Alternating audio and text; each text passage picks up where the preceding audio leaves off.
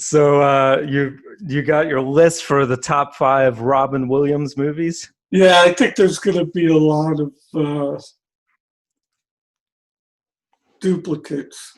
Oh, I'm Uh, sure. Yeah. yeah, uh, it just the order may be different, but for the most part, I think Yeah, I we're think our pretty top much three will probably be very similar, I would guess. we might even hit four, Maybe so, yeah. five Well, on an outside chance. all right, all right. Well, who wants to start first? You started last time, I think. Okay. So my number five Yeah. is Patch Adams. Ah, okay. I did not put that on my list. Yeah, and the only reason why I put it on there because it was one of the few movies uh, where they let him do improv, so he had a Yeah. chance to do some of his comedy bits. Sure. Yeah. Because later on in his career, obviously, it was more like serious type Yeah. thing. And I mean, he started out as a stand-up comedian, and it was like doing all those Yeah. weird things. There's no other comedian like Robin Williams, that's for Yeah, sure. But yeah. yeah, that movie had a good mixture of the comedy and the drama. Him playing the doctor with the red nose. That's all I remember of it, basically. But Yeah, while he was a patient, that's right. actually, Yeah, at a psychiatric hospital, yeah, and like he decided to care for patients on his own. right, right. I remember he had like that house that they would bring people into Yeah, yeah, yeah, and yeah, take care of them basically for free, right? yeah. So Yeah, yeah, so it was a good movie. It was based on, uh, true story. yeah, true story. Yeah, yeah.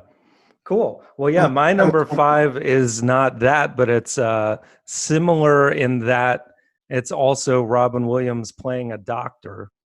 It's okay. Awakenings. Yes, I was thinking about putting that on my list. It was either that or Patch Adams. So Yeah. see, we could, Okay, there you go. Well, a little but we bit of didn't. variety. Yeah, this Yeah, movie had, I guess, a bit more of a serious tone of the two movies. And De Niro really was kind of the star. actor that stood out because of what he had to do. But also, I thought Williams was more. This was one of his more understated roles where he wasn't free to do all his wild, wacky stuff. He kind of toned it down on this one, and one of those that really shows his dramatic acting chops because he was great in it. I mean, just the relationship that he and De Niro had. It was the empathy was there, and it had a few comedic moments here and there with some of the other patients, from what I recall. But it's been a while since I've seen that one too. Yeah, it was a while since I saw Patch Adams too. Yeah, But yeah, I mean, the most memorable thing I guess it was the red nose. But right. yeah, and actually, it's been a while since I've seen almost any of his except Really? one. Okay, okay.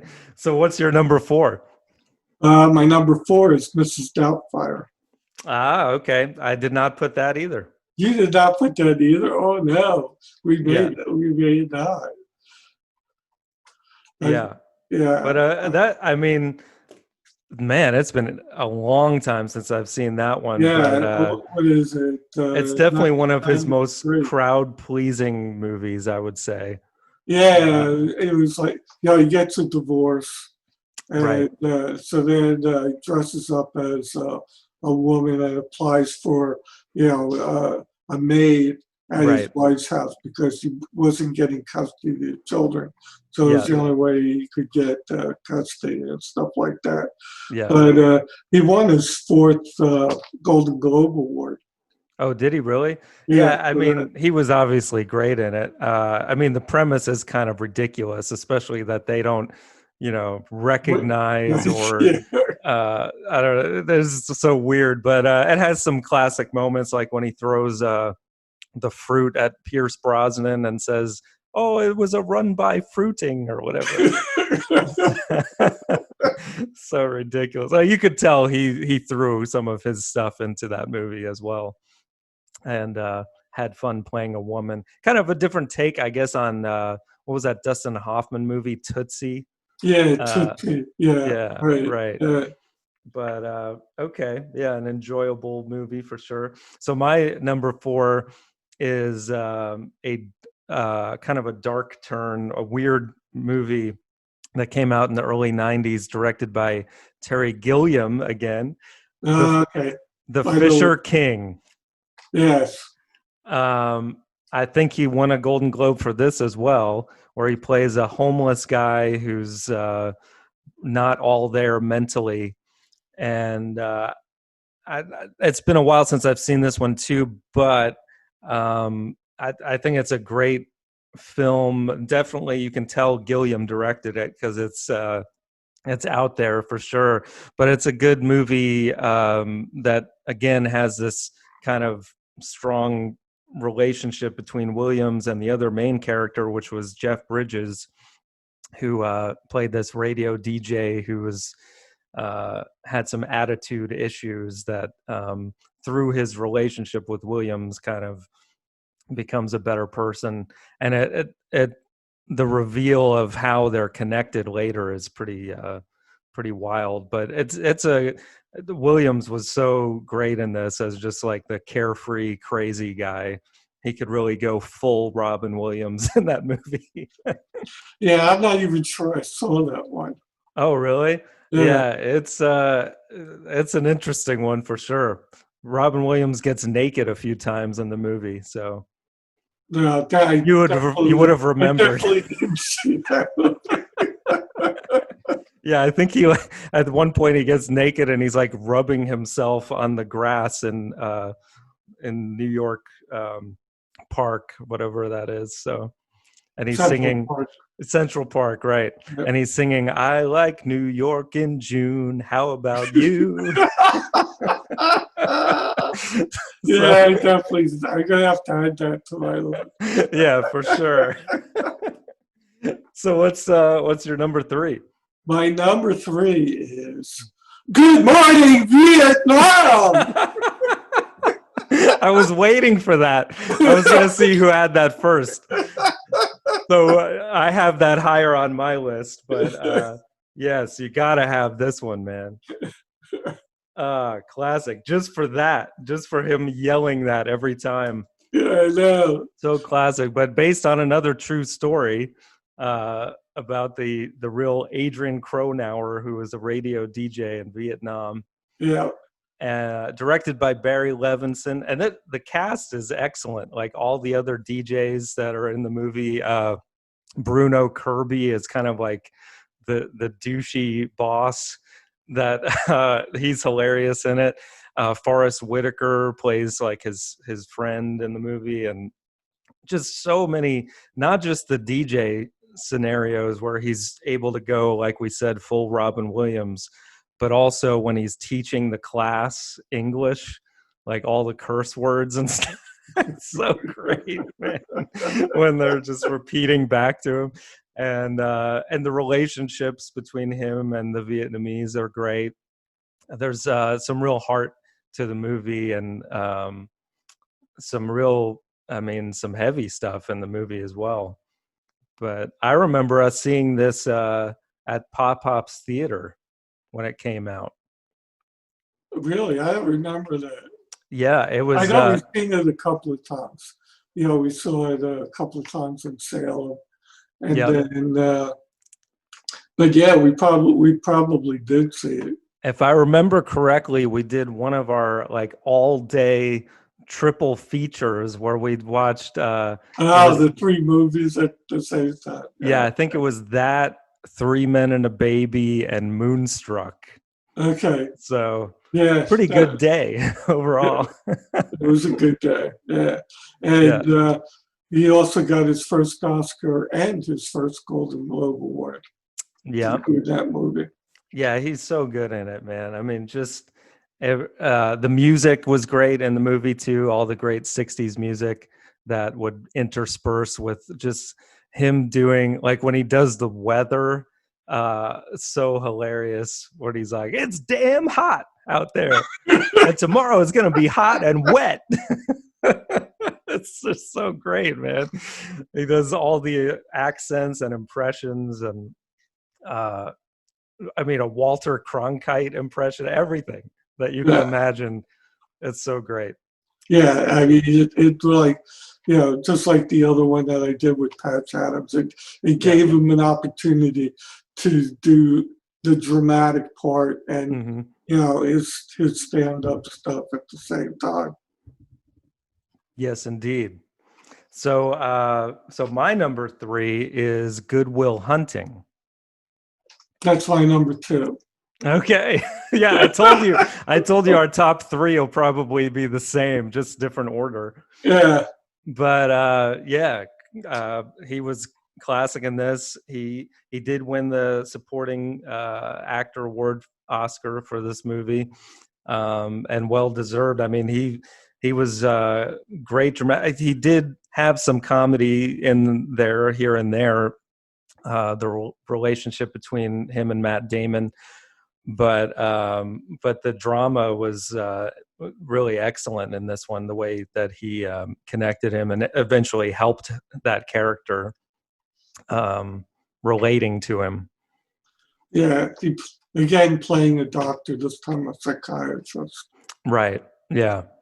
The relationship too between him and the math professor was really good, I thought, as well.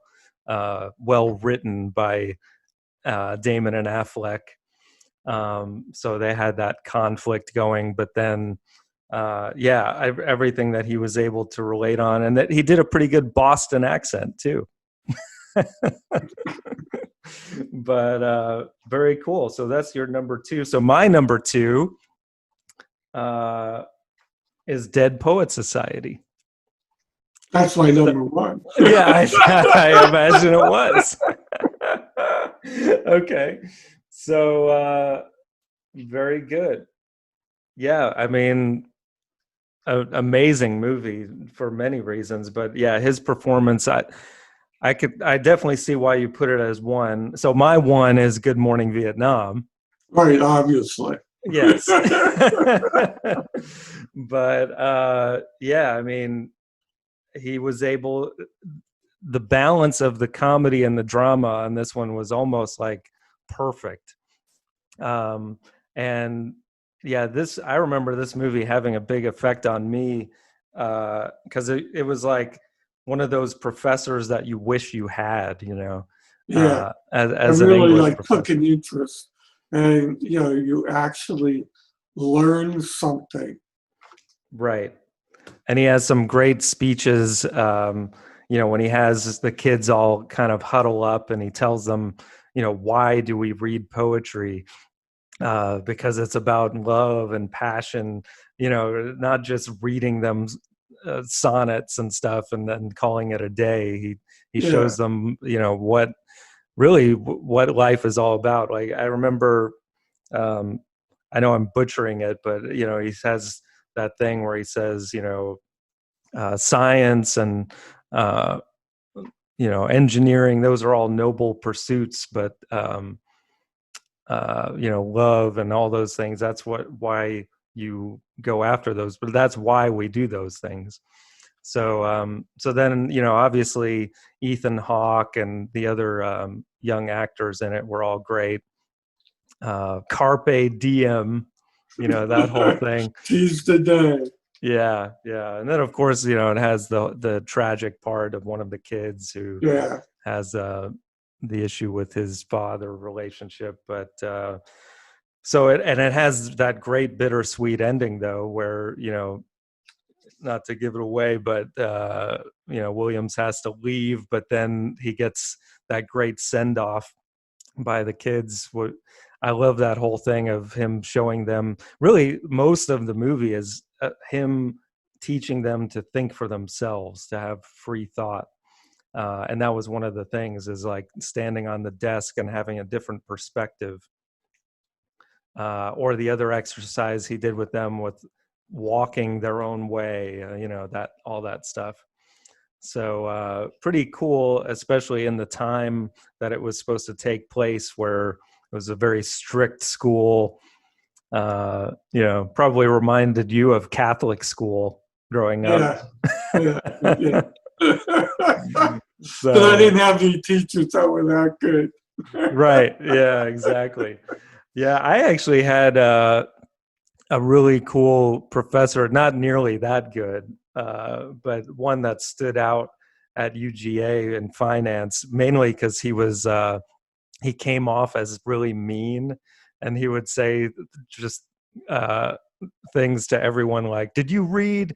And we'd say no, and he'd go, "Sadness," and then move on. He was just hilarious, I thought. But I know you had some pretty funny professors too. Oh Back in yeah, the day. yeah. But, My history teacher at Seton Hall was funny and stuff like that. And we yeah, used to do stuff to him. yeah, And then the music teacher, the same place. It's right. like rabbit So you yeah. were one of the dead poets making trouble back in the day. Oh yes. That's But great. apparently you didn't make that much of an impression because you haven't done poetry. No, I mean, unless you count writing songs Music, as poetry, I guess you could to some extent. I yeah. think I think back in school, I dabbled with it a little bit, but not much. Poetry's weird because it's like you want to write like the old greats like Whitman and stuff, but then you're like, nobody talks like Both that like anymore. that anymore. So then what you write sounds dumb, and then you're like, this is stupid. Yeah, But I know.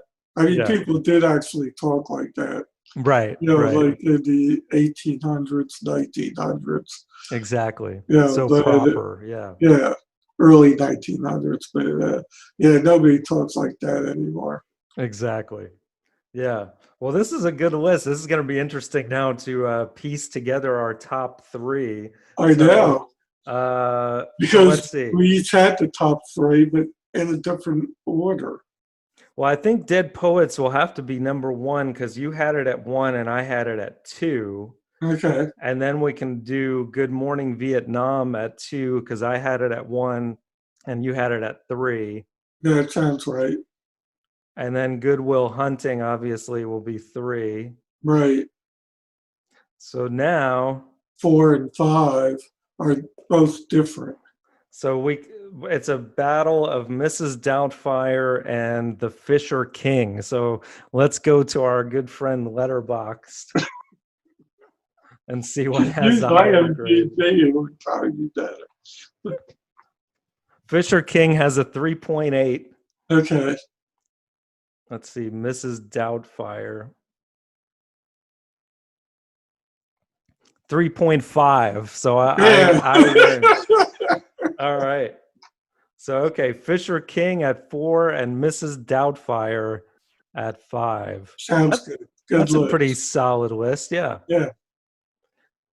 So we did this in honor of Robin Williams because there's a documentary coming out this week called Robin's Wish that I guess goes into detail about the degenerative disease that a lot of people didn't know that he had, that they're saying may have been part of the cause of him committing suicide.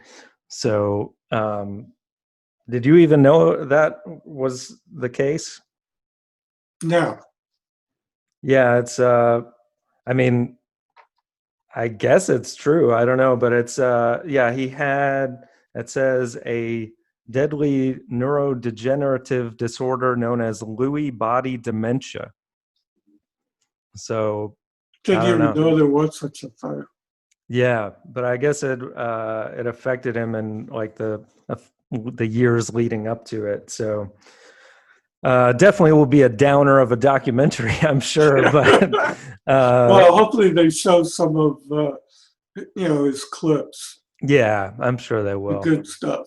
So Yeah, I mean, there was really nobody like that guy. So cool. Well, let's read off the official top 5 Robin Williams movies. Here we go. At number 5, Mrs. Doubtfire.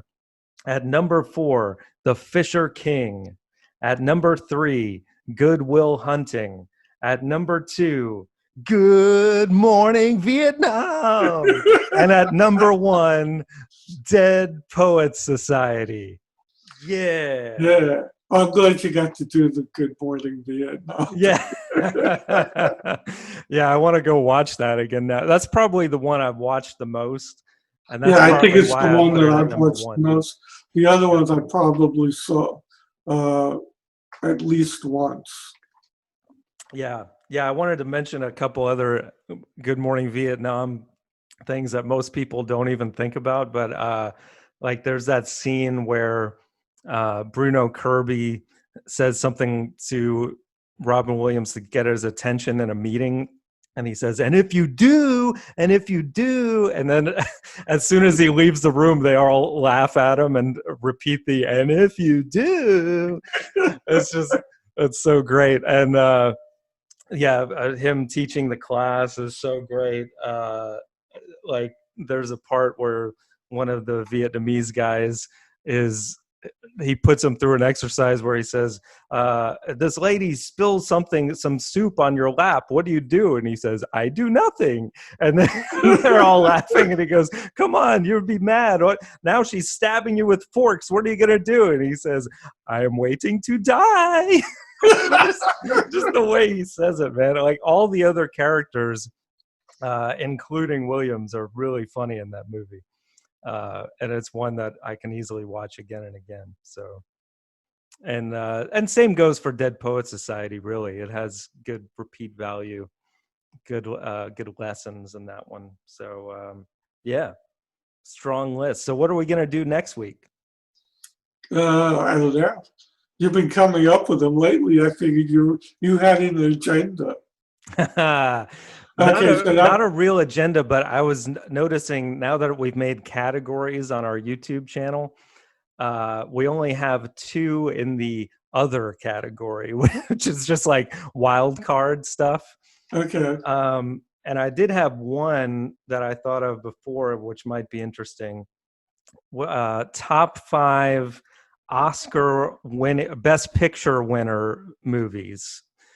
So only movies that have actually won Best Picture at the Academy Awards, but your favorites of those.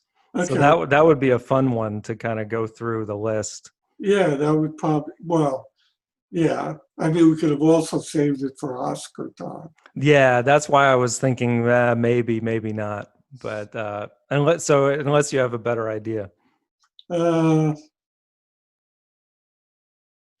Now, if the Oscars even happen this year, they'll probably do them virtually, I'm sure. Well, yeah, hopefully there'll be a vaccine or something by then. Yeah.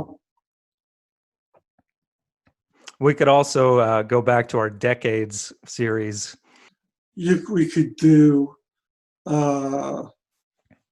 movies that were nominated that didn't win. Oh man. That you thought should have won. So top 5 Oscar movies that should have won Best Picture. Right. They did not win. Okay. But we could only pick one. You can't do 2 out of a same year, though. Right. Okay. Because you're saying that was the one you thought should win, but it didn't win. Okay. And then we'll save the ones that did win for Oscar season. Good time. Yeah. Okay. So this one will be more complicated. Indeed. Okay, cool. Right. Sounds good.